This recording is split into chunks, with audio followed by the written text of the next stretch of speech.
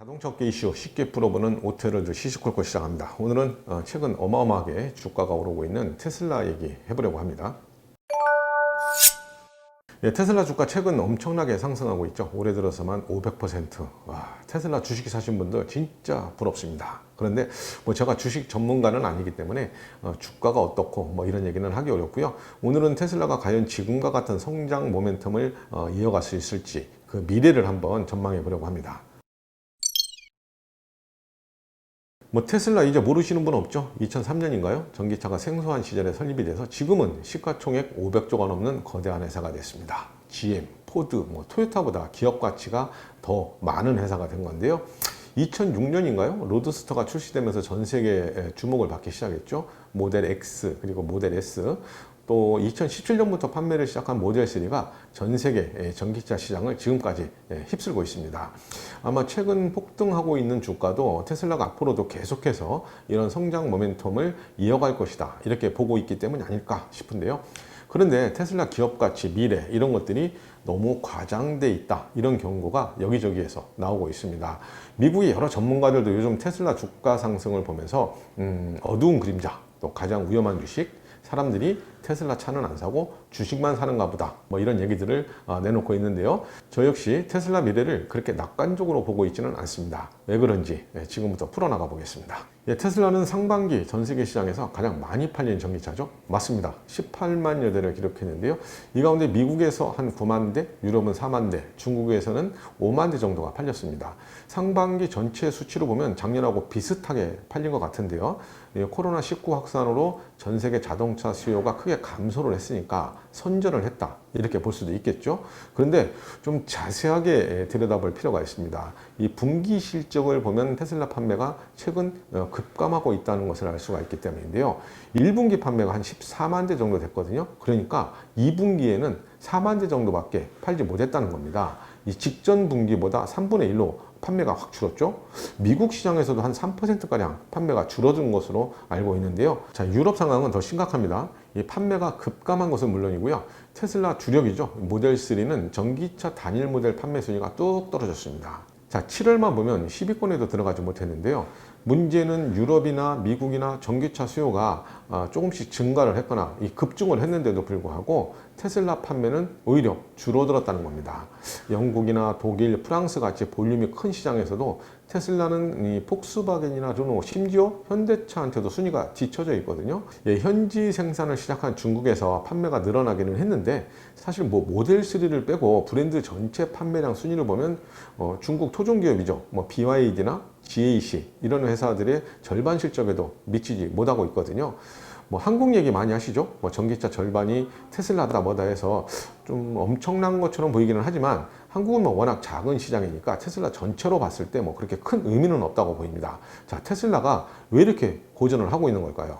작년 같은 기간하고 비교해서 순수 전기차 판매가 배 이상 증가한 유럽에서 이런 분석이 나왔습니다. 유럽에서 테슬라 입지가 급격하게 악화하고 있다. 왜? 유럽 현지 브랜드 순수 전기차 모델이 급증하면서 경쟁에서 밀려나고 있기 때문이다.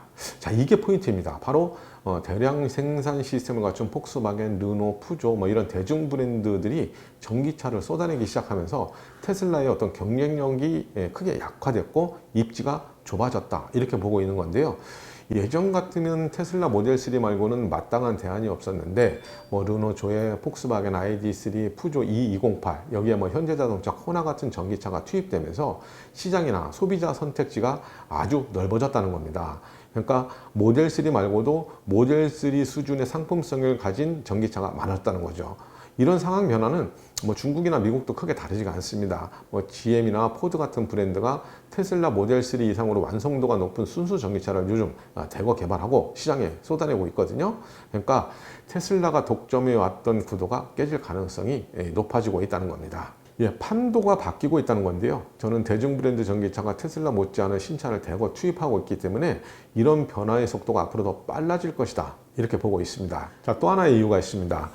지금까지 대중 브랜드 전기차는 기존 내연기관차의 엔진을 드러내고 배터리와 모터를 우겨놓는 그런 수준에 불과했죠. 그런데 앞으로 나올 전기차는 기존 모델하고 전혀 다르다는 것에 주목을 할 필요가 있습니다. 자, 왜 그러냐? 이 폭스바겐이나 현대차, GM 같은 대중 브랜드들도 전기차 전용 플랫폼 개발을 이미 마쳤죠. 폭스바겐은 MIB 플랫폼을 기반으로 하는 ID.3를 이미 출시해서 유럽 시장을 공략하고 있고요. 곧 SUV 전기차 ID.4도 투입할 예정입니다. 내년이면 현대자동차도 전기차 전용 플랫폼 eGMP를 기반으로 하는 전기차를 내놓게 되죠. 또 GM도 배터리 효율성이 크게 높아진 차세대 얼티엄 배터리를 탑재한 새로운 전기차를 투입할 예정입니다. 르노나 푸조, 볼보 같은 브랜드도 모델 3 이상으로 완성도가 높은 전기차를 내놓거나 또 내놓을 예정인데요. 이 내연기관 플랫폼을 기반으로 하는 전기차와 다르게 전기차 전용 플랫폼을 사용하게 되면 자동차가 확 달라지게 됩니다. 우선은 뭐 승객석이나 화물 공간이 더 넓어질 거고요.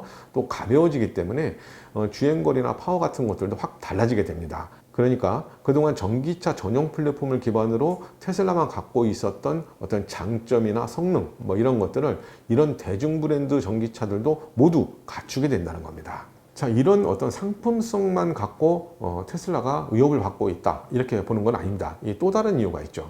대중 브랜드는 바로 대량 생산이 가능한 시스템을 갖추고 있다는 겁니다. 그것도 단기간에 필요한 모델을 즉시 시장에 투입할 수 있는 그런 능력을 갖추고 있는 건데요.